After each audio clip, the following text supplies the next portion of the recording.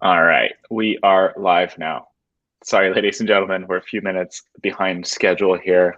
As with every week, we go down these deep rabbit holes and get lost in conversation, and then before we know it, the hour is up, and here we are. Anyways, a few minutes late, but GM to everyone who's joining today. GM and GN. GN, yes. Yeah, we've got the whole world covered here, time zone wise. Yeah, Alex is in is GN. I'm GM over here, so you can either join us with a coffee or a cocktail. There you go. We're actually 12 hours apart, so it's like 180. Yeah. I was checking flights to New York the other day, and I realized that if you want to fly direct from Singapore to New York, it's 19 hours, which is pretty rough. That is rough. All right, just getting everything sorted here in the back end. What have you been looking at this past week, Alex? Before we even dive into dashboards, what is your general sentiment? What are you up to these days? A few different things, I guess. NFTs are booming, so I think you'll have more to say about that than me. But there's a lot of stuff going on with NFTs, and definitely feels like NFTs are really showing that they will be the thing that makes crypto go mainstream. So there's been a lot of media coverage around NFTs. You know, there's been tons of price action on premium NFT collections like punks and art blocks. Yeah, so I think that's been pretty exciting, and we can probably look at some NFT data afterwards. And then the other thing that's top of mind, I guess, was the Dui Dx Token Airdrop that was announced yesterday, I believe. And so they are coming out with a governance token, which maybe is not so surprising given the increasing regulatory pressure on DeFi. You might want to decentralize as fast as possible. But yeah, it's been kind of a long awaited, right? It's a project that many people have been asking for a token for a while. They were hoping for an airdrop and they got one. I saw some people were a bit disappointed, but I haven't looked into the details. Maybe that's something we can look at afterwards. Okay. What about you? What have you been looking at? Pixels, JPEGs, every form of NFTable media. It's been a really cool month, 2 months, just seeing this space take off. You know, all along the way, everyone was like, "Oh, this is happening." Like, you know, maybe this is the top. Maybe this is the top, because it was just getting so inflated or whatever. I mean, it's in price discovery mode. Let's say that. Yeah. And but the number just keeps going up on all of these different pieces.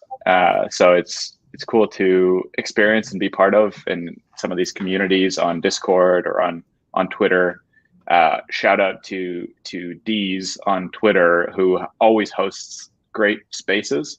I'd say he's like a cornerstone of the NFT community, where just really kind, smart, interesting people gather around and chat about NFTs all day. So that's like almost every single day. Get him on office hours, no? Be a good guest. Definitely should. If you're watching these, please, D's, come on the show. We'd love to have you on. So I think today, I mean, we've got kind of our notes from our analyst here on some things to dive into. The Dui Dx airdrop will be interesting, although it's not trading live yet, is it? Or like, is it already claimable? I think it's not really going to be. I mean, you can't really claim it yet, right? That's my understanding, at least. So we can take a look at the on-chain data. It's not really interesting on L1 yet, because it's basically just the distribution of the tokens. But we can probably show you some features, though, that we've made the user experience a little bit easier for token god mode. So maybe that's something we can sort of use Dui Dx or other projects to show you guys how that's easier to use now. more convenient for any token, not just the whitelisted tokens, but now for any token where you have the address. But yeah, so I'm not sure how much we can see. I think we might be able to see something on hot contracts with regards to the inflow of USDC from people providing liquidity, though.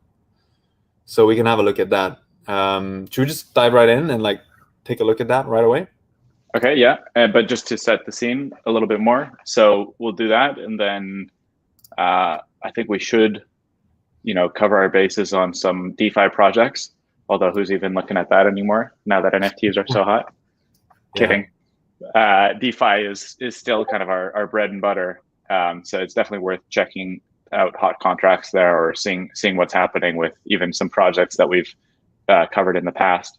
And then I say we spend the remaining time just diving deep down NFTs. I think starting from NFT Paradise, there'll be some things we can point out, and I'd be happy to share some alpha on how I'm looking at these projects and how I see other people trading them and participating in them. So stick around for that if you'd like to learn a bit more about what's going on in the NFT market.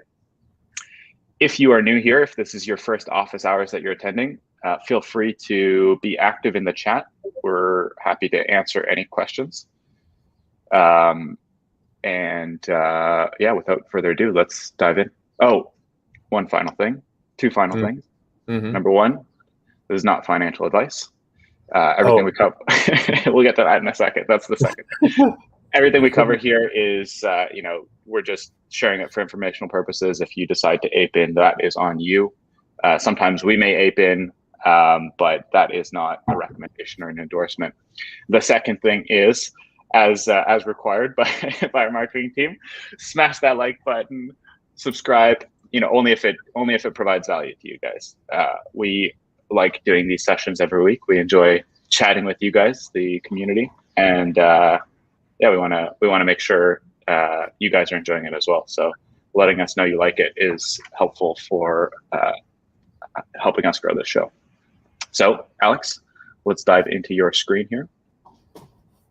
Let's dive. Can you see my screen now? Yes. Cool. So I've gone to hot contracts, and we can play around with this parameter as always. The top row, when I sort by inflow, $90 million Dui Dx USDC staking pool. And why is that? Probably because, what was it, Dui Dx community or something like that? Probably because they are actually providing liquidity rewards now. And so, I don't have my wallet that I can connect with here, but maybe if we go to trade.dydx exchange or something like that, we can have a look. But there are effectively, here it is. It's this one. Yeah, so you can stake and earn rewards for contributing to Dui Dx exchange liquidity, and you can see the yield here per $1,000. Currently at 1.15 Dui Dx tokens. And it's 90 million here. So we could, actually, I'm curious to look at the wallet profiler, like who is providing USDC here. Is it smart money? I see two smart money addresses. So clearly there's some smart money. And let's have a look. So it is USDC though, right? So we would actually want to use the wallet profiler for token, which I'll bring up here in parallel. So you might be able to see it here as well, but let's see if I scroll down. Okay, hold on. Let's slow down here. Okay, so the what is going on here is basically there is a staking pool, and we want to see who's participating in it. That's right.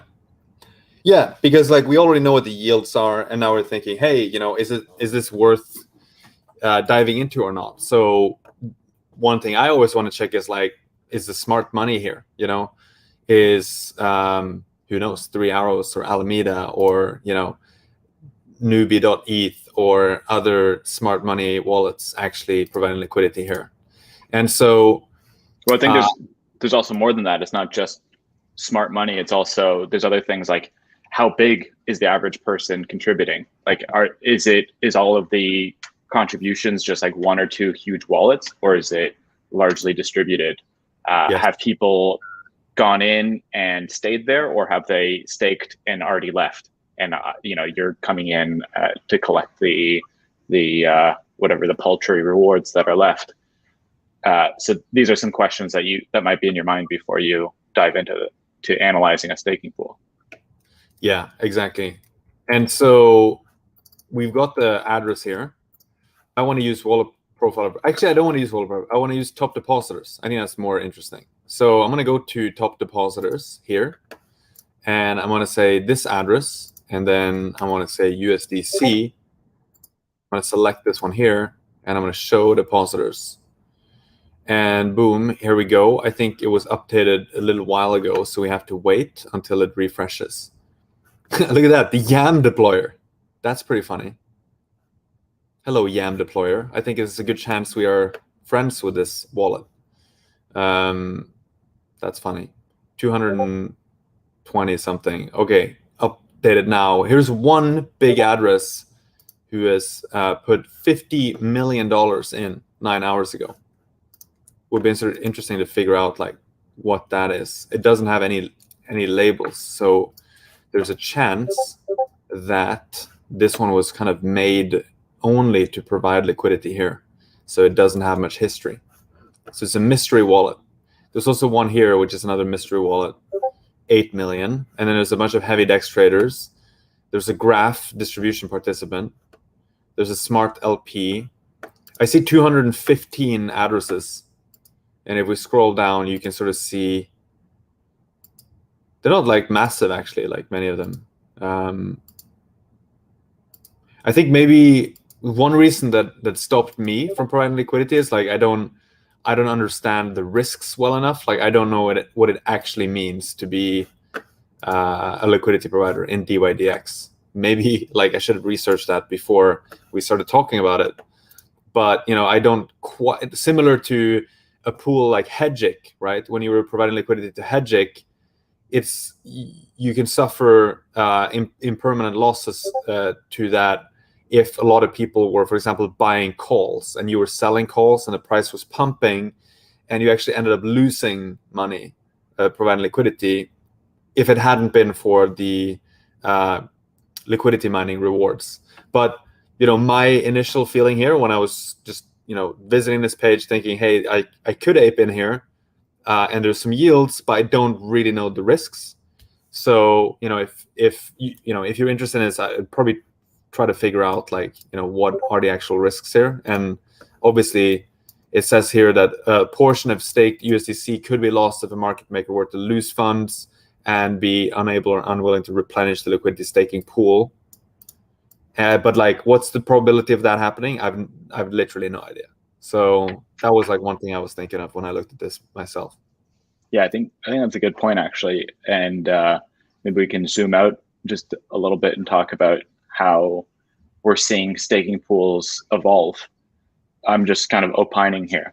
But it does seem like staking pools are getting a bit more strategic. So once upon a time, you would have these giant pools of capital that are just vaguely useful for a protocol, and farming rewards were to incentivize people to provide capital. But we've seen that the capital is extremely mercenary. It'll go wherever it generates the highest yield. It doesn't really matter what the product does.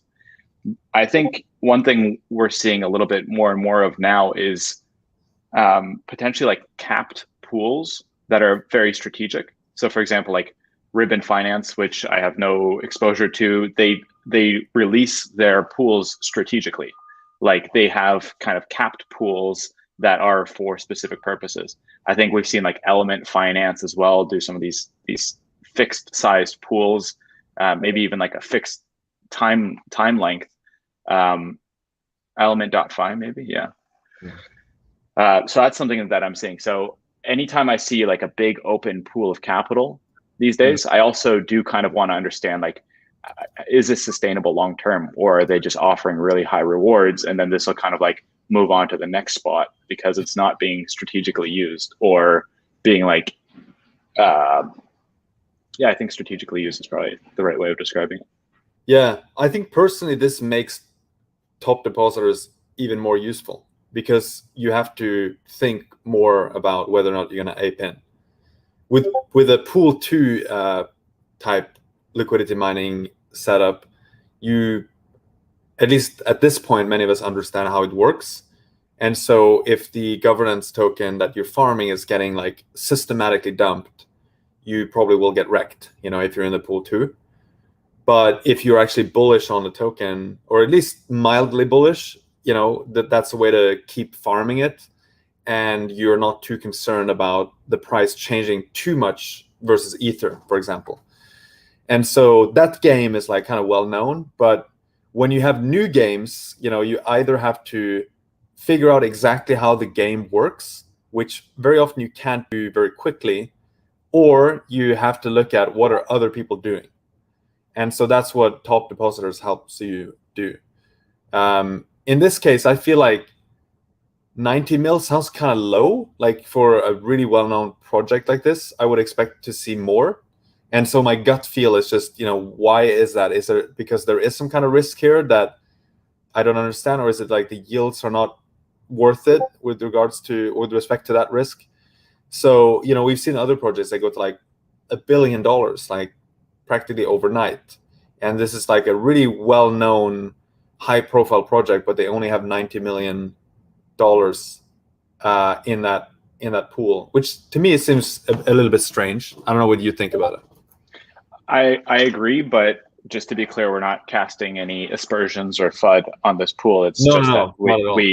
Just initial reactions. Yeah, initial reaction is I would want to dig deeper. I would also want to understand who that 50 mil pool of capital is.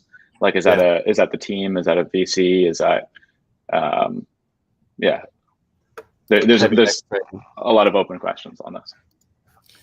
Yeah, you can actually. It looks like they moved 50 million from another wallet, and then they staked it like literally 5 minutes afterwards.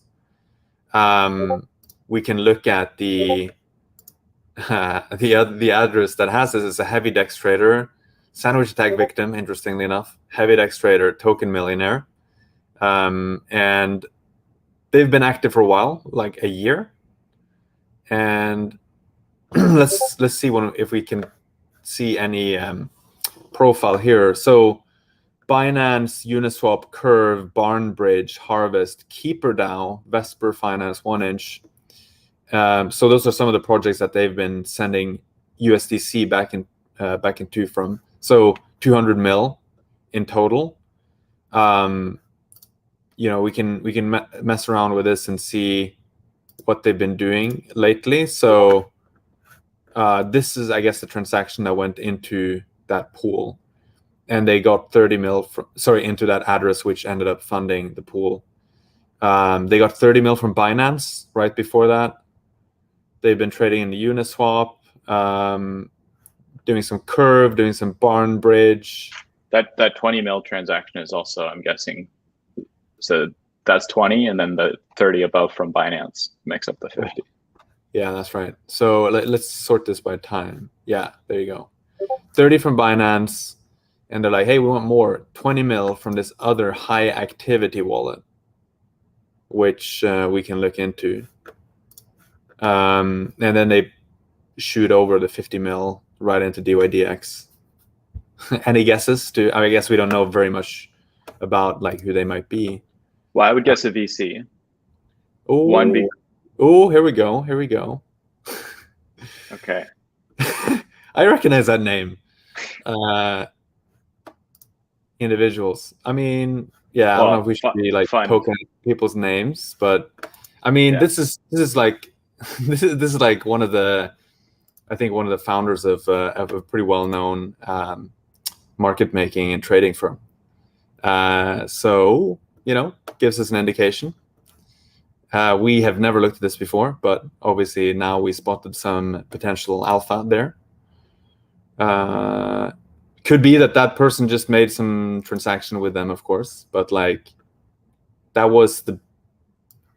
came from Circle and then was sent to this person's address. Interesting.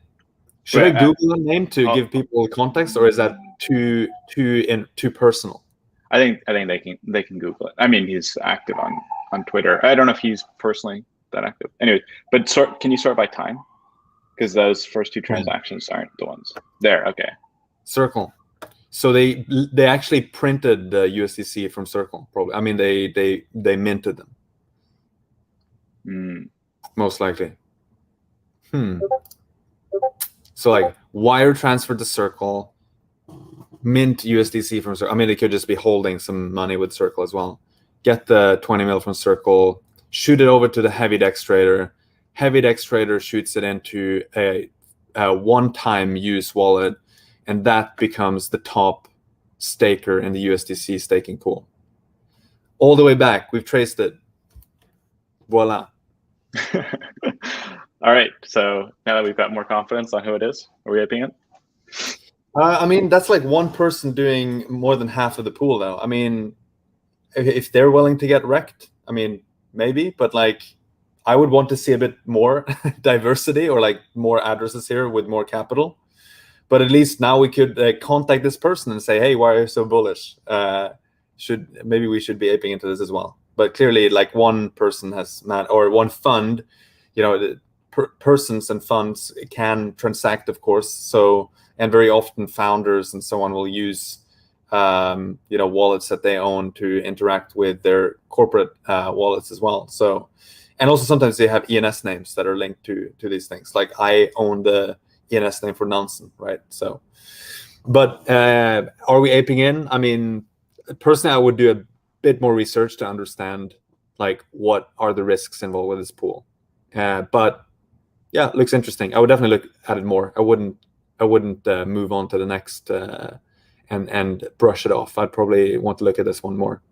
How about you? I wouldn't, just because I'm not really doing a whole lot in DeFi at all these days. Maybe I should be doing a bit more, but I feel like I've got a lot more edge in the NFT markets.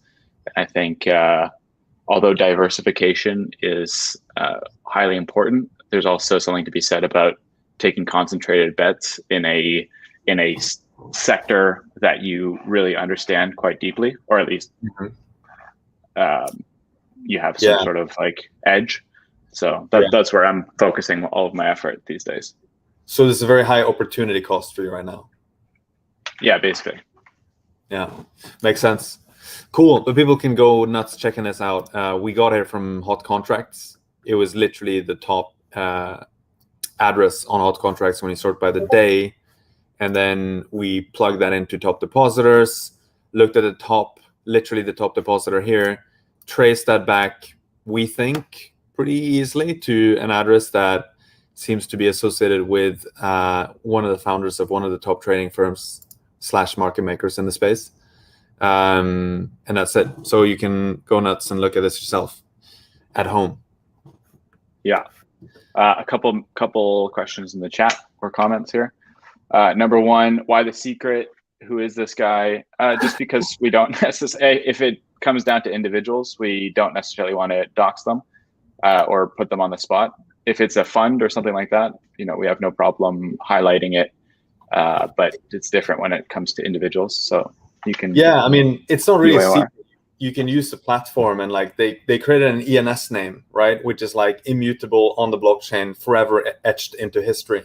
So it's not like we can do anything about that. But you know, if you want to look at people's personal wallets and so on, you're free to do that. But we don't really want to broadcast it there unless they're like mega celebrities like Vitalik or Justin Sun.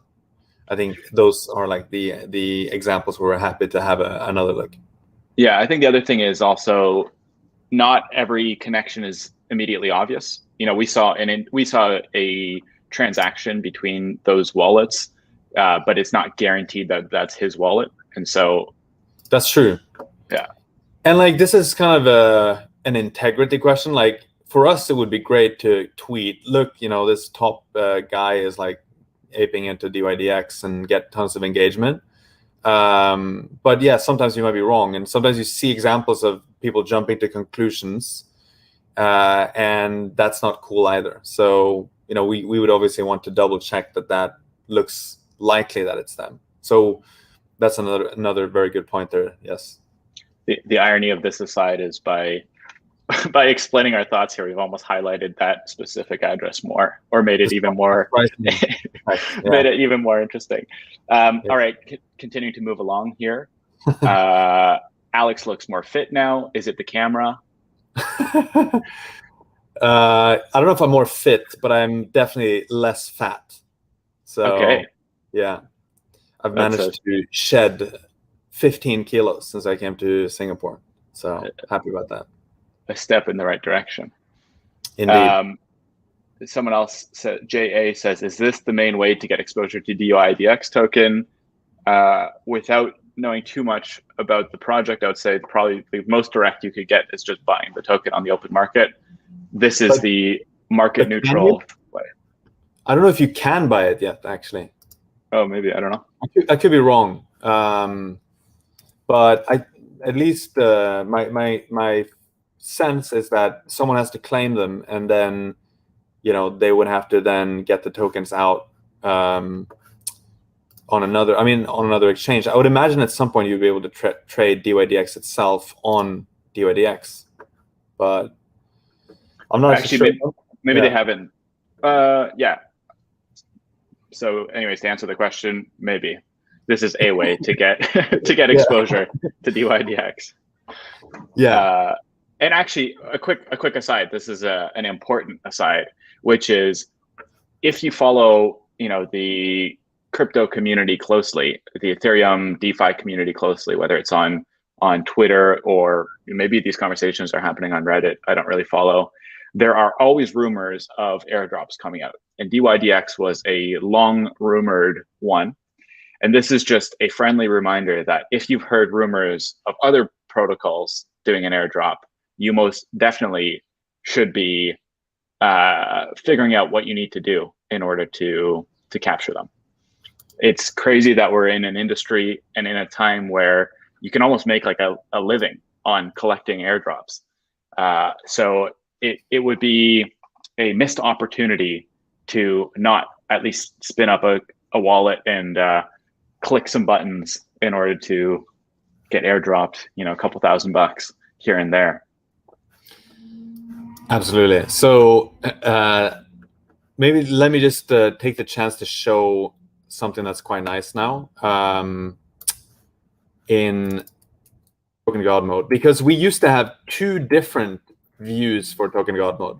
One was when you had whitelisted. So this is a good example, actually. Like, there's no DYDX. What do you do? And many people thought you're screwed. Like, there's nothing you could do. But we used to have something called Token God mode custom, where you could grab any address and you can plug in the address. And we've now merged these two so that you can actually just like copy this in here. And so now I grabbed the DYDX token from the blog post. Here you see it only has 13 holders, so I'm pretty sure you can't even buy it anywhere. Like, it's not been sort of released from the layer 2 where it's currently being held, as far as I understand. But yeah, so I can take that token address, paste it in here, and I can go show token summary, and now it's just gonna work. So we've merged these two things. It used to be really annoying because you had to jump between them. The other one was like in the old UI skin, and so now you can just do this in one place, which is pretty nice. And it seems kind of obvious, but like it was actually a bit of a hassle to ship this. So I'm happy we managed to get it out. One thing that I will note, which I found a little bit strange when I was looking at this earlier, is I tried to match up the distribution to the different addresses and like look at the allocations here, and it doesn't match. So that's strange to me. Like, if you look at the top balances over here, 37%, 29%, 12%, right? And then it's like 50%, 27, 15 is like the numbers are totally off. Sometimes you can just like add two together because they split the vesting into two different addresses or whatnot. But in this case, like the only one I could sort of map directly was the community treasury, because it's 5%, and that's like the only one that has 5% here.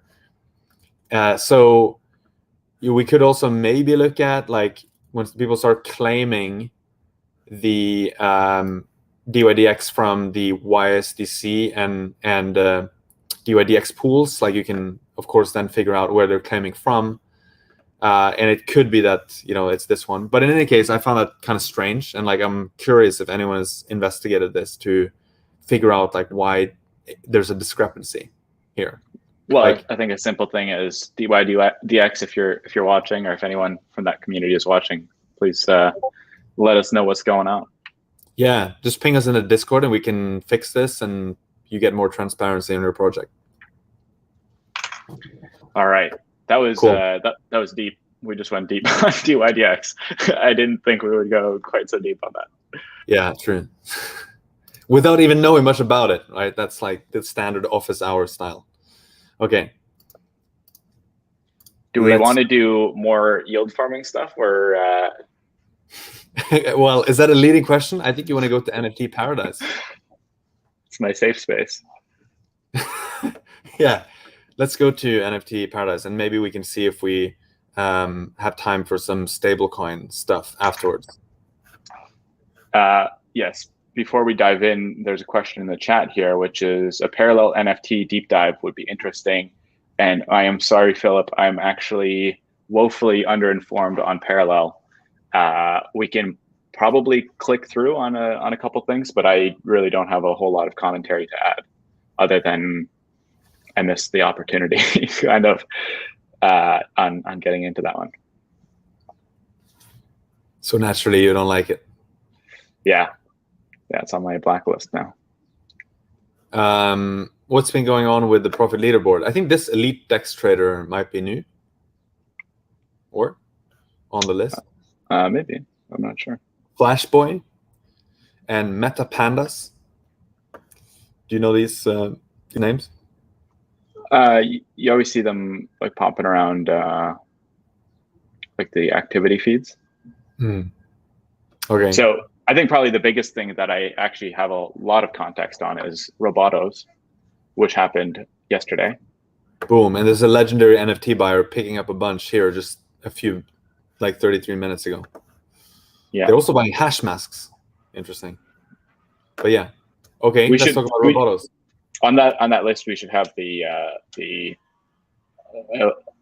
address a little bit, kind of like on Smart Money, how we said like Smart Money : and then the address. Yeah, here, right? So you can distinguish them, you mean? Yeah. Yeah, I tend to just look at the lower left, but you're right. It would be nice. I mean, huh? That's not so intuitive. No, it's not. It's not. Yeah. So it's like maybe it hasn't been shipped because that's the workaround, but like, yeah, we should ship it. That's true. These are actually 2 different legendary NFT buyers. 3 different ones. But yeah, should we dive into Robotos? Yeah. So some context on Robotos. They launched yesterday. There was an issue with the contract, or with the website when the project launched, where when you tried to buy, I think you could buy up to 18 at a time. The cost was 0.05 ETH. There was an issue with the website where it wasn't letting you buy. And so I think this was probably one of the first projects where the vast majority of minting happened on contract. And it's fun being part of the community and seeing like how we got here, because a few weeks ago, people probably had no idea how to mint through a contract, but there was recently an issue with Vogu, I think it was as well, where people were minting through the contract. And so everyone, so that they didn't get left behind, had to learn how to mint through the contract directly.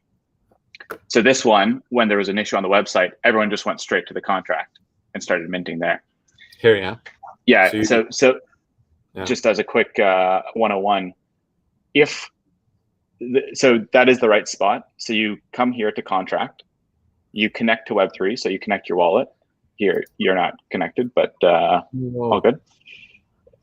You don't need to do it here. But so then you, in the mint section, the payable amount, you put in the price of however many you're buying. So if you're buying 2, and it's 0.05 each, you would put in 0.1. And then mint count, you would put in 2. Yeah, just like that. And then you would click right, and then you would approve.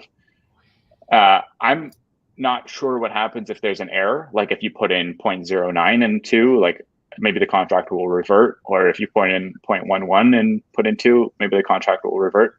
I haven't faced that issue yet. But FYI, this is how you mint through the contract.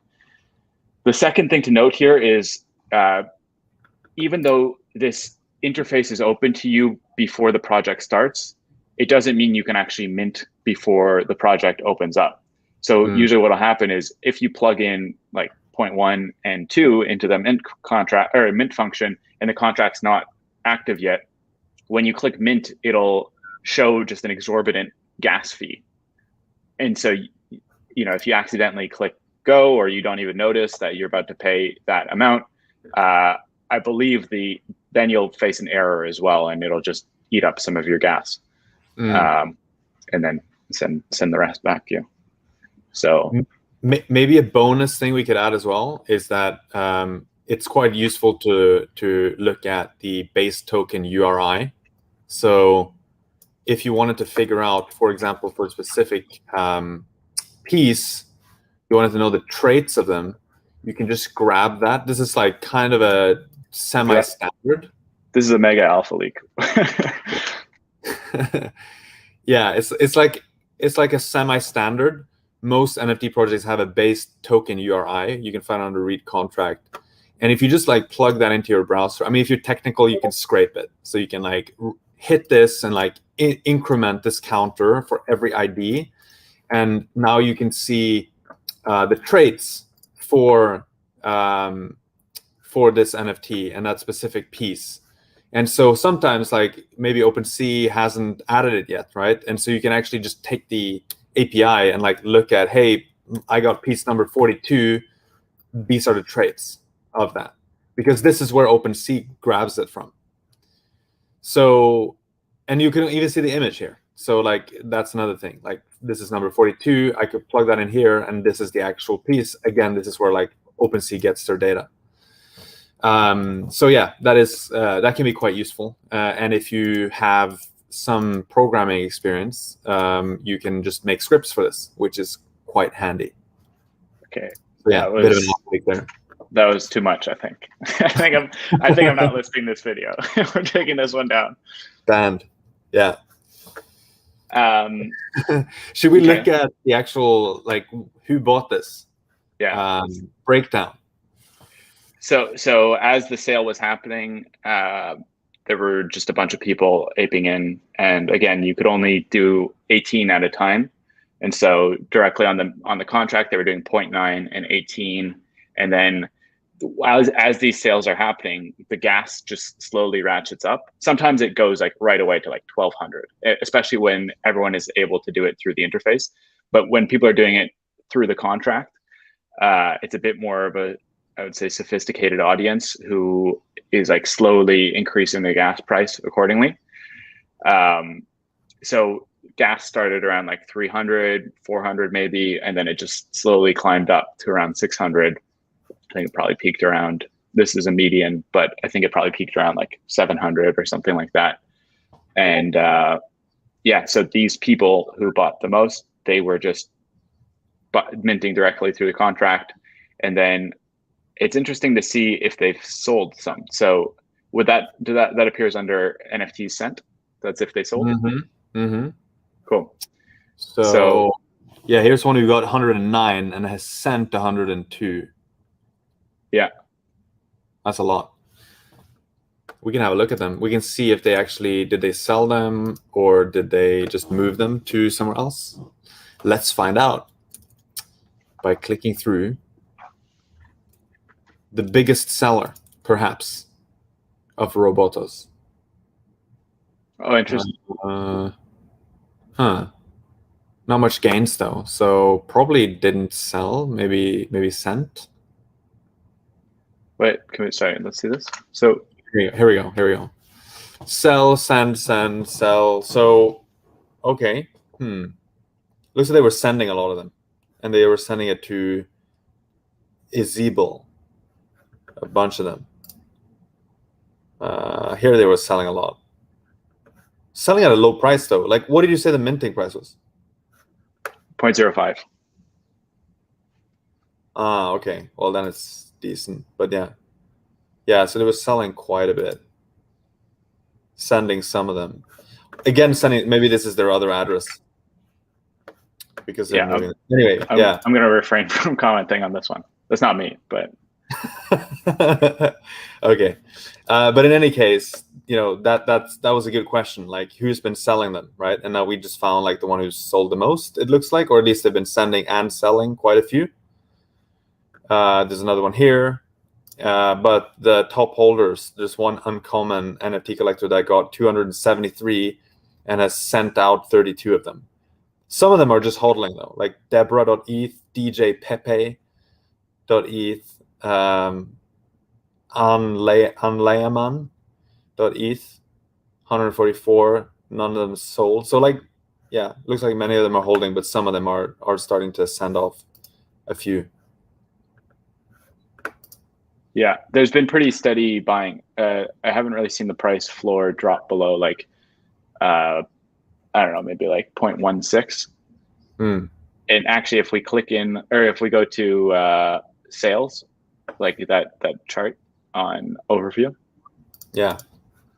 This one down to the left here, right? Yeah, exactly.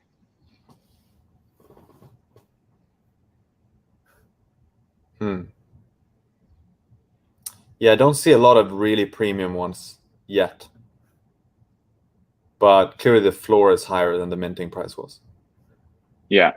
One thing you definitely want to look at is that like the simple moving average, or what do you call it? What do you call the SMA? Slowly moving average. Isn't it simple moving average? Let's see.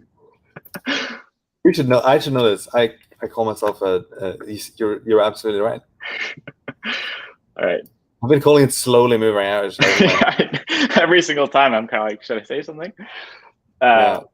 Simple moving average. Okay. Anyways, you do want to see like kind of like a trending upwards line, and you do see that here. I mean, it's largely flat here, but you do kind of see that the SMA is flat, or sorry, is like roughly trending up, which is good on a launch like this. You definitely don't want to see a dip where like, the price tanks and you're not able to offload above mint.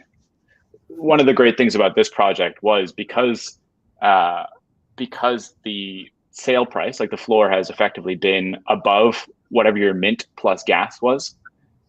This is like kind of basically like you mint a ton at launch, offload the floor ones, and then just let your winners ride and see where the project goes. I want to show you, I don't know if you can see it here, but like I wanted to show you some. This is like one of the, it's actually moving up weird. This is I bought a bunch of these and they're terrible. I mean, like it's not gone the way you hope NFT collections to go.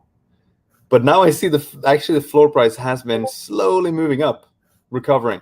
Interesting. And the volume as well has been going, but still really low though. But I wanted to show like what it might look like if it's not so good. But this is just showing like the last month and it's been pretty flat.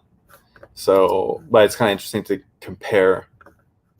There's obviously much less activity here and there's like 0 notable buyers. And here you have the nice highlighting of notable buyers, right? Which are typically NFT collectors, could be smart money wallets, right? Like epic NFT collectors and so on. So right away, you can just see that there's much more activity and interesting stuff going on in this collection than another one. I don't mean to dunk on this, and I'm really dunking on my own bag here because I have like 30 of these that I'm probably never gonna sell because who wants to buy them? But yeah, just to give a comparison and see how it looks different with different collections. Yeah, that is something I do. That's kind of like the smart money equivalent of NFTs as notable buyers. Yeah. Yeah. Maybe we should have like a separate emoji for notable buyers, so it's more visual. Like we have with smart money. We can have like or something. Like exactly like an artist. Yeah, I like or that. Like an artist paint palette or something. Yeah, exactly. One of those two. Maybe we should do that. Seems like a simple idea, right? Because now it's not so easy to eyeball this, in my opinion. It would be nicer with emojis. Agreed. All right. So let me just quickly check the chat here.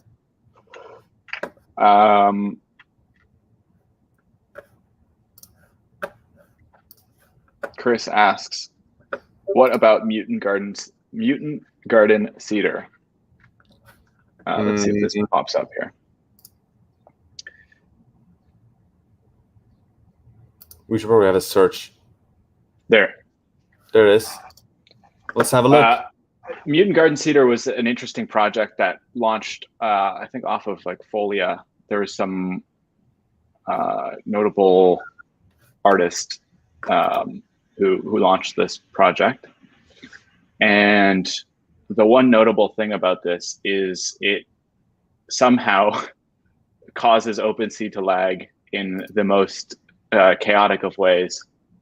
I mean, yeah, already there's some shenanigans going on. But I think there's a lot of these, or not a lot of, there's a couple of these projects that have introduced sort of an evolving mechanism where the NFT changes over time.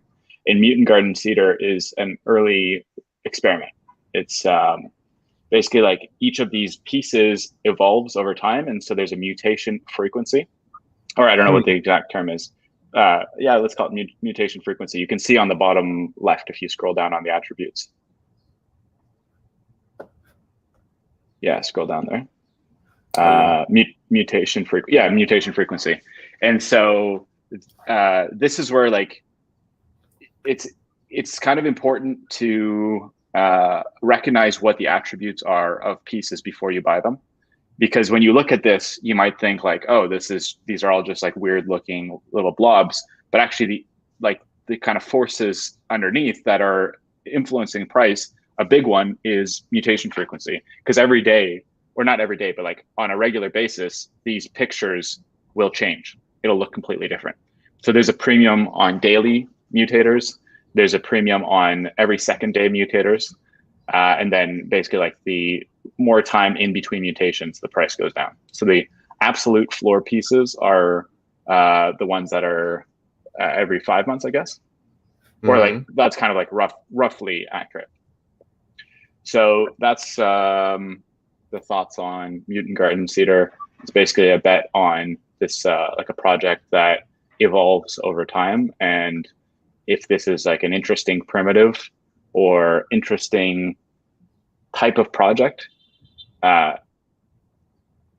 you could see I think there's other artists like Daniel Arsham who have done pieces that decay over time. So like you see stuff like that, and it's kind of in a similar vein. So that's kind of the premium that's allocated to this project, I would say, is the fact that it's one of the first that is evolving over time. And also got the blessing of Fingerprints DAO. That's very cool. Yeah, you see fingerprints here, 10 pieces. So there's only 513 pieces, right?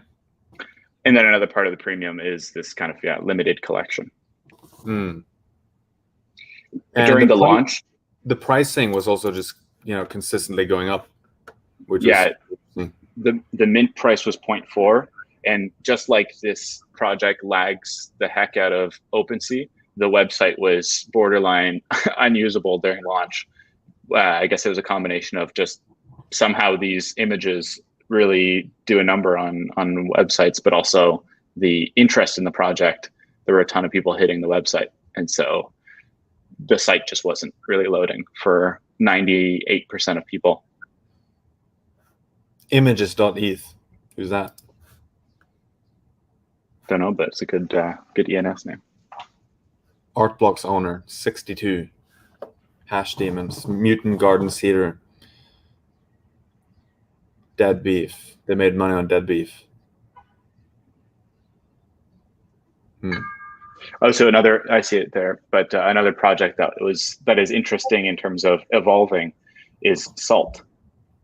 And Salt was a collection by 0xMons, and another artist. Apologies for not remembering the name, but they just launched on JPEG recently. If you go to, I don't even remember what the domain name is actually, but if you go to Twitter, space or something like that, or no, it's not. I think JPEG Gallery or something, but we'll see. Oh yeah, could be. Let me just try that. JPEG.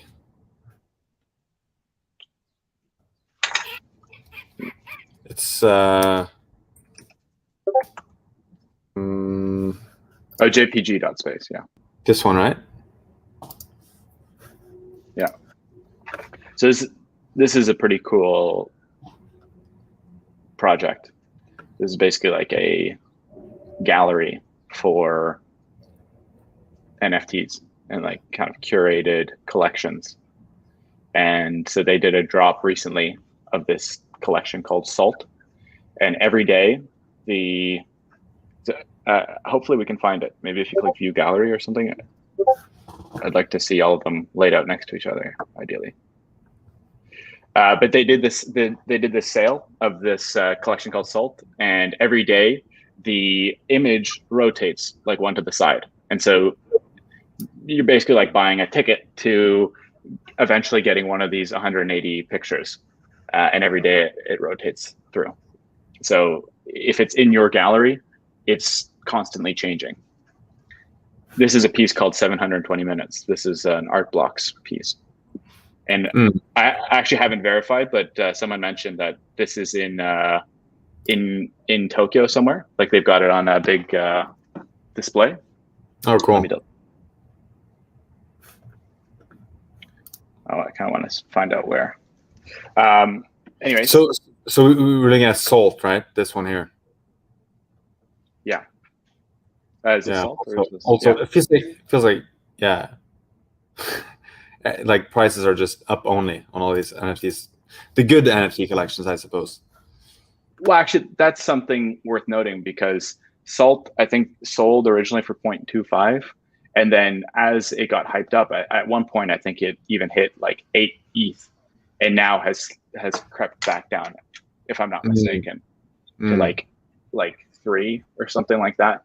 And so it isn't up only. It is something that you should kind of be cautious of, is when these collections get super hyped, but they're highly illiquid, or at least there's not a whole lot of pieces in the collection, the floor price massively ramps up. Yeah. And you kind of got to be careful about buying the top on these. So there's only 180 of these. Yeah. And looks like the floor peaked 2 days ago, 2nd of August. And also the average peak. A stat we should have in here, this is a note to Paul if he's watching, is % of supply that's listed.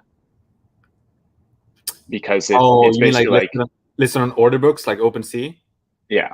Oh man, yeah, that'd be super sweet. The only thing is that the OpenSea data, of course, is not on chain. But if our friends at OpenSea will be so gracious to give us API access to the order book, we can do it. We've done a lot of community calls here on this episode, or a lot of like requests to the community.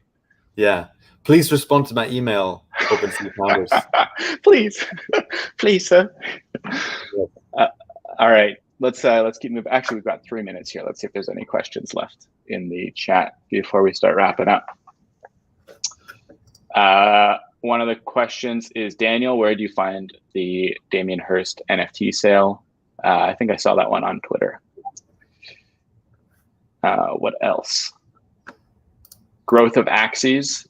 I think that's, I'll pass that question to you since it's relevant on our coverage of different projects. Yeah, we would love to have Axie dashboards, and we very likely will have them not very soon, but quite soon. The challenge with Axie is that they're on a different blockchain now, Ronin. They used to be on Ethereum, which allowed us to create dashboards quite easily. But with Ronin, we have to ingest all of the on-chain data if we want to do it properly, which we want to do. So we first have to set up a Ronin integration, get that data, and then we can build a new Axie ecosystem dashboard. and also all the goodness of Nansen in terms of like who's buying them and holders and so on and so forth. So we don't have it yet, but very likely it will come, I would say, hopefully within maybe 2 months or something like that. Cool.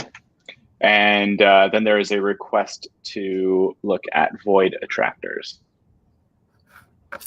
Let's have a look. I would love to also just have a quick look at some of these stablecoin projects that the guys mentioned we should look at, because there's been some interesting price action on those. That's like a totally different topic, but let's see. What do they want to look at? Void attractors. It'll probably be in the buried a little bit because there's not too many of them. This one, found it. There we go. Like on the second page here, you can do a lot of digging in this dashboard, by the way. It's pretty fun. 5 days ago, launched. Yeah. Average price going up. Yeah, sorry, go ahead. This one came onto my radar through Twitter. Andy tweeted about it, and then I think, so there's 569. I'm not sure about that number. Maybe we can check on OpenSea. But anyways, there's like mid 500s of this project.